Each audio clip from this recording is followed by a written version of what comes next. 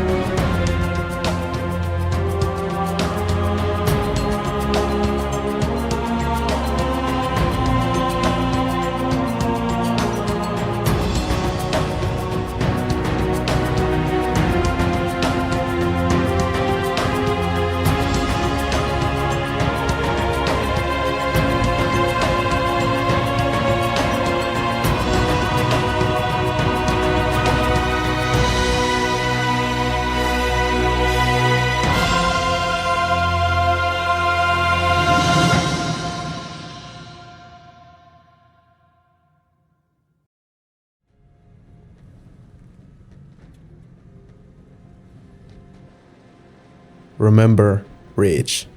Those two words feel heavier now than what they did back then. They aren't just the tagline of a game, they're an invocation of a specific time, a place in gaming history, and a feeling that's hard to put into words.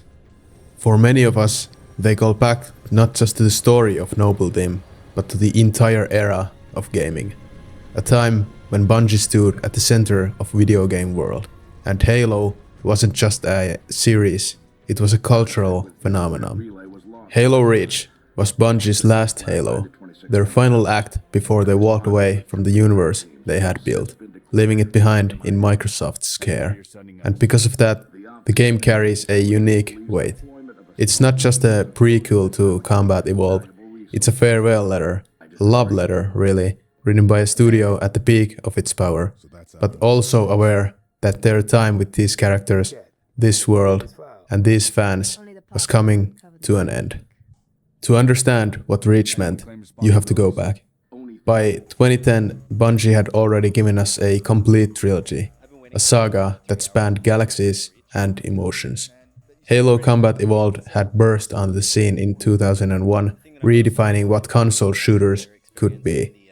It wasn't just the mechanics, the precision of its gunplay, the balance of its weapons, the way it felt to step onto the Halo's ring world for the very first time. It was also the scale of its ambition. Bungie had created a world that felt truly alive, truly alien, and truly beautiful. With Halo 2, Bungie expanded that world, both narratively and technically. Xbox Live was still young back then, but Halo 2's multiplayer turned it into something bigger than anyone expected. It wasn't just a game mode, it was a community, a gathering place. For millions of players, Halo 2 was the very first time that they felt the magic of playing with people across the world, staying up all nights, forging rivalries and friendships that lasted beyond the game itself. Then came Halo 3, the crown jewel. Finish the fight. It wasn't just a tagline, it was a promise, and Bungie delivered. In 2007, they didn't just release another sequel, they created a cultural event. The midnight launches, the commercials, the sheer anticipation of Halo 3, it felt like the peak of gaming as a shared experience. And when players finally stepped into it, they found a campaign that delivered an epic closure and a multiplayer suit that dominated living rooms and dorms for years. So by the time ODST came out, Bungie had already done it all. They had told their story, they had changed the industry. ODST itself was almost like an interlude, a quieter, moodier reflection that proved Bungie could experiment with the Halo universe. And many assumed at that point that the journey was done. Bungie would move on and Halo would pass into history as one of the greatest trilogies ever created. But Bungie wasn't quite ready to leave. Not yet. They had one last story to tell. One last gift to give out to the fans who had grown up with them. And in many ways, Reach is the perfect farewell. Because it doesn't tell a story of a triumph, it tells the story of sacrifice. It doesn't give us a happy ending, it gives us the foundations of one. The foundations of everything that would follow. When Bungie revealed Halo Reach, fans weren't sure what to expect. After all, the war for Earth had already been won. The Master Chief's journey had already reached its conclusion. But Bungie looked backwards, not forwards. They chose to tell the story of a planet we already knew was doomed. Players already knew how the story would end. Reach would fall, Noble Team would fall, the Covenant would win this battle, and yet that inevitability is what makes the game so powerful. Reach isn't about survival, it's about legacy. It's about what people choose to fight for even when they know that they can't win. And in a way, it's also Bungie's story. A studio that knew its time with Halo was ending, but still poured everything they had left into one final act of creation. When you boot up Halo Reach for the first time, there's something different in the air. It's subtle, but it's there. The menu music feels heavier, more somber. The tone isn't triumphant, it's reflective. Even before you step into the boots of Noble 6, you feel it. This isn't a story about saving the galaxy. It's a story about loss, about the sacrifices that makes victory possible. And maybe that's why, 15 years later, Reach still resonates so deeply. It wasn't just the end of a story, it was the end of an era. The end of Bungie's Halo. The end of golden age of couch co-op nights, of split-screen Slayer matches with friends, of staying up way too late on Xbox Live parties, laughing, trash-talking, and making memories that would outlive the console itself. So, when we say remember Reach, we aren't just remembering the game, we are remembering all of it. The friendships, the battles, the late nights, the sound of Marty O'Donnell's score echoing through cheap TV speakers. We are remembering Bungie's farewell, and the moment we all realized that this beautiful, tragic story was their last. Halo Reach is more than a game. It's a memory, a monument, a goodbye. To me, Halo Reach is a precious time capsule of an bygone time, a warm and a happy place in the back of my head, and I'll probably remember it to the end of my days.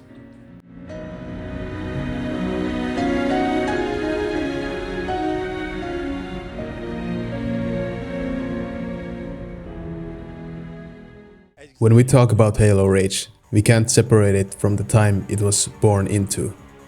2010 wasn't just another year in gaming, it was the twilight of an age. The 7th console generation was in full bloom, Xbox Live was thriving, multiplayer lobbies were buzzing with life, filled with laughter, arguments, and friendships that spanned continents. Gaming felt different back then. It wasn't fractured into countless live service models, endless battle passes, or social media clips. It was communal, intimate, and somehow more present. Halo was at the heart of all that. For nearly a decade, it had been more than a game. It was a shared language, Everyone knew the sound of an energy sword powering up, or the callouts of double kill echoing through the tiny headsets. Everyone recognized the chant of Marty O'Donnell's squaw, those haunting voices that could make even a teenager sitting in a dark bedroom feel like they were standing in the halls of myth and legend. Halo wasn't just entertainment, it was a ritual. And in that context, Reach landed like a quiet thunderclap. It didn't try to outshine Halo 3 with bigger battles or louder moments. Instead, it turned inwards. Bungie gave us something that felt personal. A story that didn't follow the invincible hero we'd grown used to, but a team of ordinary Spartans. Heroes whose name would never echo across the galaxy. It was a game about inevitability, about sacrifice, about what it means to fight even when there is no chance of victory. That tone mattered, because in 2010 fans didn't realize it yet, but we were also saying goodbye, not just to Bungie, but to certain kind of gaming culture. Halo midnight releases, packed with excited fans, huddled outside game shops, the smell of shrink wrap as you tore open the case, the glossy feel of the instruction booklet in your hands, loading into the matchmaking with friends, not through endless menus or cross promotions, but simply pressing start and joining a lobby. These weren't just features, they were experiences, and I feel like Bungie knew that they were slipping away. That's why Reach feels so much like a time capsule. Its cultural importance isn't in how well it sold or how many players it reached. It lies in the way it captured a moment in gaming history that was already starting to fade. It's the kind of a game that could only have existed then, built on the shoulders of Halo's massively cultural weight, yet tinged with quiet sadness, an acknowledgement that nothing lasts forever. When you hear those words, remember Reach. It isn't only noble team you're remembering, it's the world around them. The nights you stayed up too late in Forge, building impossible maps with friends, the custom games of Infection that turned into chaotic laughter, the sound of your Xbox 360 humming softly in the dark, the green ring of light glowing like a beacon. These are the things Bungie left us with. Not just memories of a campaign, but memories of ourselves, and at the time in our lives when Halo mattered most. Because Reach was never just about the planet, it was about an era, about the last stand of Bungie, the last stand of a generation of players, the last stand of a culture built on connection and wonder, before gaming moved on to something else. And in that way, it wasn't just a story of loss for the characters, it was a story of loss for us. A loss we didn't recognize at the time, but one that became clearer with each passing year. Halo Reach is important not just because what it is, but because what it represents. The end of something beautiful, and the fleeting nature of the moments we often don't realize are precious until they're gone. I've stuck my neck out for Noble on this one, Lieutenant. We'll get it done, Colonel. 6 out.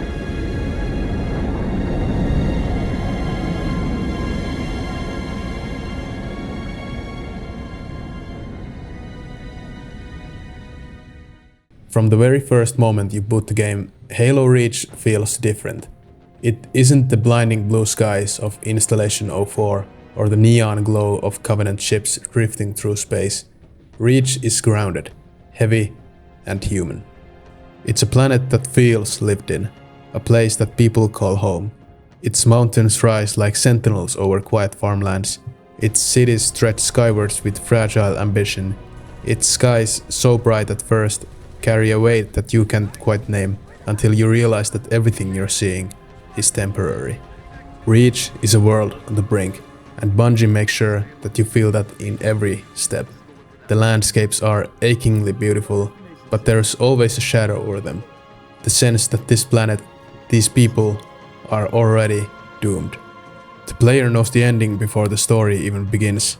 You can't save Reach, you can only walk through its final days. That knowledge colors every mission, every firefight. When you ride through the grassy plains in the opening hours, watching the horizon light up with distant storms, you're not just seeing scenery, you're seeing a place that's about to be erased. When you fight through city streets, protecting civilians who are panicked and desperate, you know most of them won't survive. And when you look up at the sky, at those massive Covenant ships blotting out the sun, you understand that this isn't just another battle, it's the last one. The atmosphere is haunting because it feels personal. Previous Halo games always had a certain mythic distance to them. Epic tales of super soldiers, ring wars and galaxy-spanning wars. But Reach feels close, almost intimate. Its setting is not an alien wonder, but a human home. You're not just fighting for the universe, you're fighting for people, for farms, for streets, for families you'll never meet, but whose voice echo in the chaos of evacuation. Even Noble Team themselves reinforce this atmosphere. They aren't gods of war, they're soldiers. Warriors with cracks in their armor, with quirks and flaws and quiet humanities.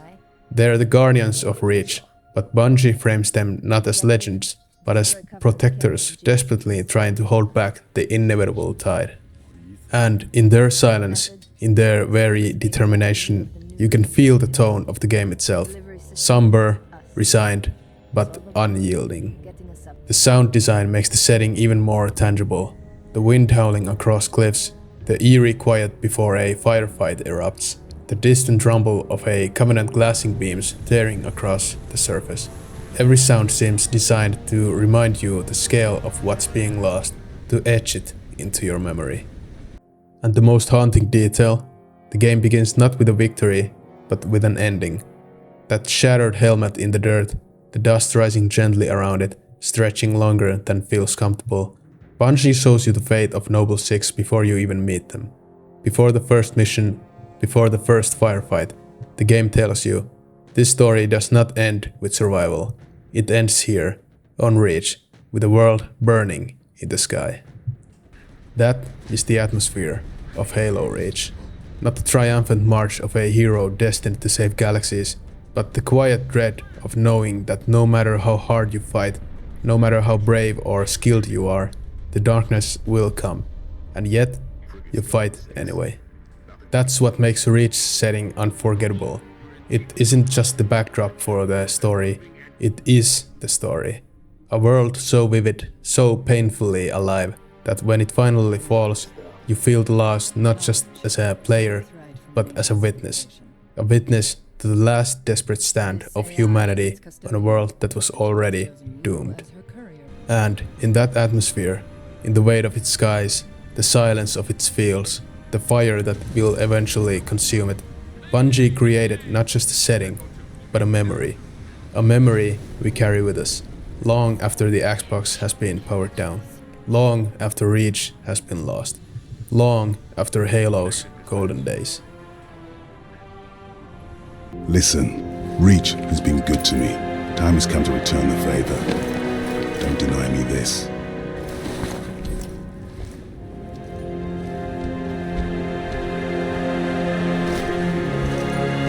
Tell him to make it count. The story of Halo Reach is not one of victory. It isn't about heroes who saved the day or triumphs carved in the history books. It is about sacrifice. It's about a handful of soldiers who stood their ground, knowing full well that their names would never be remembered, their deeds never celebrated, their world already condemned, and yet they fought anyway. Noble Team, 6 Spartans, each carrying their own weight, their own ghosts, their own quiet humanity behind layers of armor. They were not icons like their Master Chief. They were not destined for legend. They were soldiers, tasked with protecting a planet that was already doomed. And in their story, Bungie gave us not glory, but tragedy. It begins with Noble Six, our protagonist, the newest addition to the squad, a replacement, filling a void left by the death of another. From the start, we are reminded that Noble Team is not invincible. Death has already touched them. They are scarred, weary, but determined. Carter, the commander, steady, resolute, carrying the weight of leadership in every word. Kat, his second, brilliant and sharp, with a mind for strategy and a prosthetic arm that marks her as a survivor of battles already lost. June, the sniper, detached but loyal, always watching from a distance, perhaps too aware of the fragility of the fight. Emil, the warrior, hardened, his very visor carved with a skull as though he has already accepted death as his companion. And George, the giant, a Spartan tool, a relic of an older program who carries both immense firepower and a heart full of empathy for the civilians caught in the storm. She just lost her father. She needs a full psychiatric workup. She's not the only one. Lock it down, both of you. This is Noble Team. Not gods, not myths, but soldiers bound together by duty, each one destined to fall. The story unfolds across the final days of Reach. At first, the Covenant's presence is only hinted at, murmurs of activity, strange attacks in the countryside, but soon the truth becomes undeniable. The Covenant is here, and they have come for Reach. Noble Team is thrown into mission after mission, desperately trying to hold back the tide. They investigate sabotage, they evacuate civilians, they fight in cities reduced to chaos. Each mission feels like trying to plug holes in a sinking ship. Momentary victories, brief moments of relief, but always overshadowed by the knowledge that the enemy is too vast, too relentless. And one by one, Noble Team begins to fall. George is the first, the gentle giant who feels the weight of his duty more deeply than the others. In orbit, aboard a Covenant vessel, he sacrifices himself to destroy a Covenant supercarrier above it, handing Six the chance to live, pushing them out of the ship before detonating a bomb that will claim his own life. His death is noble, selfless, and heartbreaking. And yet, in the cruel irony of war, it changes nothing. More carriers appear soon after George's sacrifice. Though heroic, it only buys a moment.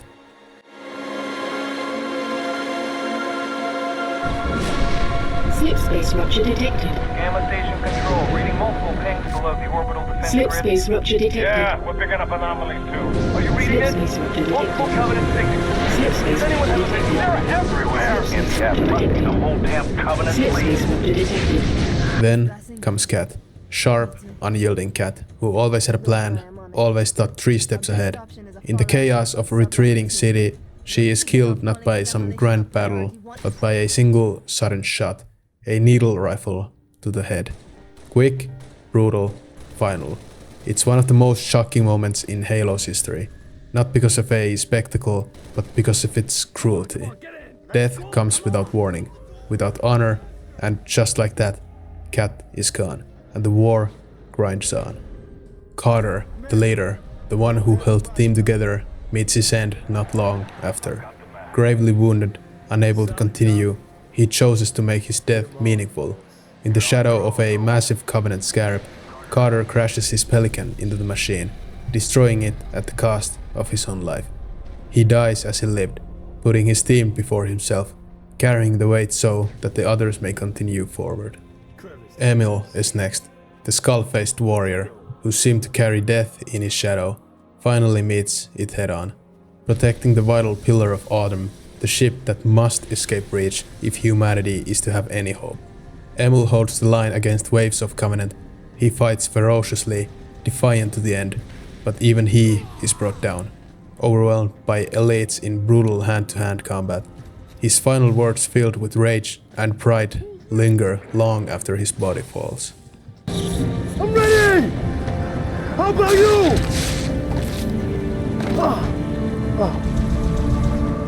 And then, finally, there's Six, alone, the last remaining Spartan on Reach. Their final mission is not glorious, it is desperate. To deliver Cortana, the AI who holds humanity's last hope, into the hands of Captain Keyes aboard the Pillar of Autumn. Six succeeds, ensuring that Keyes escapes, that Cortana reaches the Chief, that the story we all know, the Ring World, the Flood, the survival of humanity, can even begin.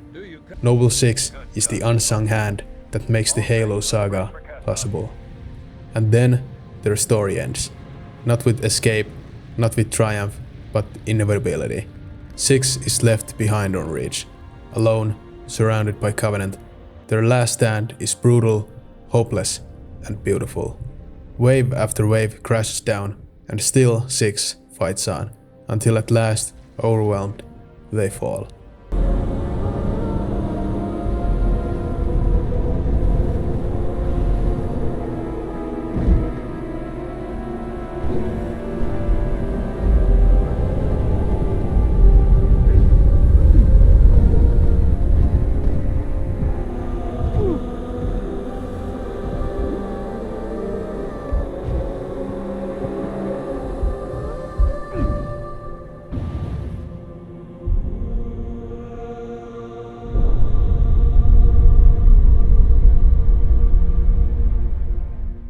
The screen fades, and with it, Noble Team is gone.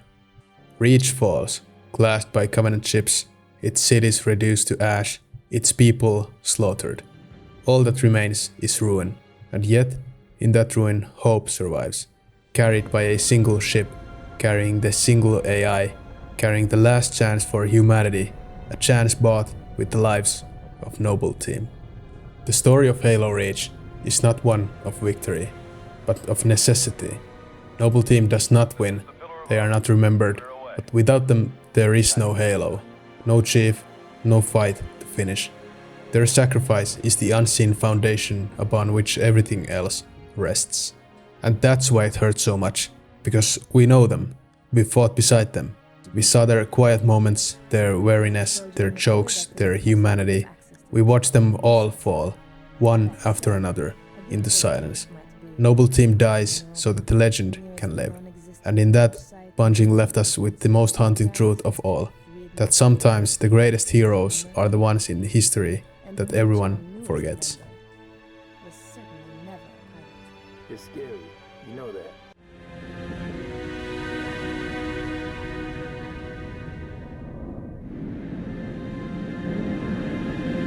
Max Sabadov Siba. Noble 5, please repeat. Pull up surface grid 19 by 22. Gladly. Only sword place, sector 18G. Thermal enhance. Noble 5, your pulse is elevated. There is nothing you can do for Dr. Woolsey and the others inside Sword Base. The mathematics are determinate. If there is one element of Halo Reach that carries its weight long after the game ends, it's the music. Marty O'Donnell and Michael Salvatore had already written themselves into history with the Halo trilogy. Everyone knows the monk chants, the swelling strings, the triumphant horns of Halo 3. That music was heroic, mythic, larger than life, music for legends. But Reach is different. The score doesn't swell with triumph, it aches, it lingers, it mourns. Where the original trilogy carried the voice of destiny, Reach carries the voice of inevitability. The tones are quieter, heavier, as if the music itself already knows the ending. Listening to Winter Contingency, that first mission track, it doesn't explode with energy, it creeps, with a subtle percussion and ghostly strings hinting at the storm approaching. Then, the tip of the spear, a rousing battle theme that pushes you forward with fire and steel, but even at its height, it has an edge of desperation, as though the instruments themselves are straining against the tide. And then there's Long Night of Solace. That piece feels like a pure tragedy, a melody so heavy it could crush you, wrapping George's sacrifices in notes that sound almost like a farewell hymn. It's beautiful, but it hurts, because when you hear it, you know something irreplaceable has been lost. But perhaps the most unforgettable piece of music in Reach is in its ending. We Remember. A simple, mournful track that plays over the final scene, when the camera lingers on Noble Six's broken helmet resting in the dirt, slowly weathering as the years pass. No triumphant fanfare, no victory march, just silence and a melody that aches like memory itself. That's the brilliance of Reach's music. It's not just scoring the game, it's scoring us. It attaches itself to the moments we lived, to the late nights playing campaign co-op with friends, the silence of loading screens as we sat shoulder to shoulder waiting to drop into battle, the laughter in custom games, the chaos in Forge maps, the chatter in Xbox Live parties, Each note of Reach's score became the backdrop of our lives for a time. And now, when we hear it again, we don't just remember the game, we remember being there. It's nostalgia in its purest form. A few seconds of a track is enough to pull you back in, to the glow of an old TV in a dark bedroom, to the hum of an Xbox 360 fan spinning too loudly, to the voices of friends long since scattered, coming through a cheap headset mic. The music doesn't just remind us of Reach, it reminds us of ourselves, of who we were in that moment. And that is why it feels so powerful, so melancholic now. Because when those first notes play, when Marty and Michael's melodies rise up once again, we don't just remember Reach, we remember the last time Bungie held our hands and led us through their world. We remember the era of gaming that felt simpler, more connected, more alive. The music of Halo Reach isn't just Bungie's farewell, it's ours. A final soundtrack for a chapter of our lives that has been long since closed.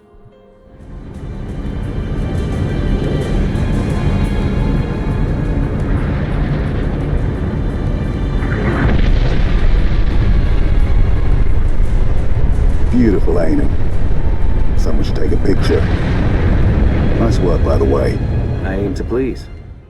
Halo Reach is not a game that asks to be celebrated. It asks to be remembered. Bungie could have ended their time with Halo in triumph, with another epic universe-saving final, but instead, they chose tragedy. They chose to tell the story where every battle is lost, every hero falls, and hope survives only through sacrifice. And in doing so, they gave us something even more powerful than victory. They gave us a meaning. Noble Team did not live long to see the future. They did not witness humanity's survival, or the Master Chief's victories, or the final triumph over Covenant. They died on a doomed world, fighting for a cause they knew they could not win. And yet, without them, none of the story we know and love could exist. Their sacrifice is invincible in the grand telling of history, but is absolute. You didn't answer my question. You want to know if we're losing? I know we're losing. I want to know if we've lost. And in a way, Reach itself mirrors Noble Team. Bungie knew they were stepping away. They knew this would be their last word in the Halo universe.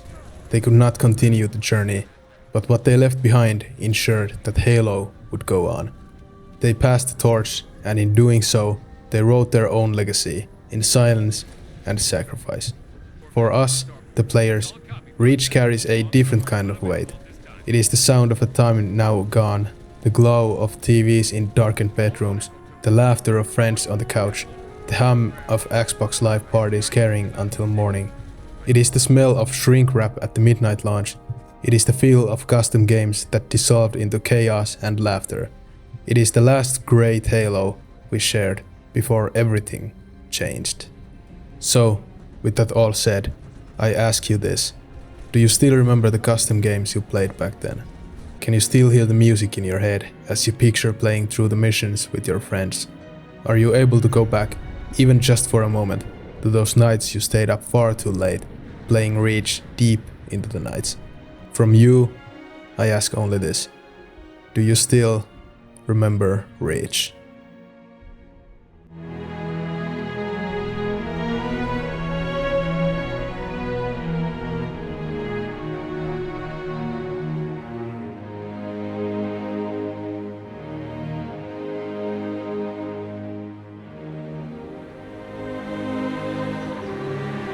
It didn't take long for Reach to fall. Our enemy was ruthless, efficient, but they weren't nearly fast enough. For you had already passed the torch, and because of you, we found Halo, unlocked its secrets, shattered our enemy's resolve. Our victory, your victory, was so close. I wish you could have lived to see it. But you belong to Reach. Your body, your armor, all burned and turned to glass. Everything. Except your courage. That you gave to us. And with it, we can rebuild.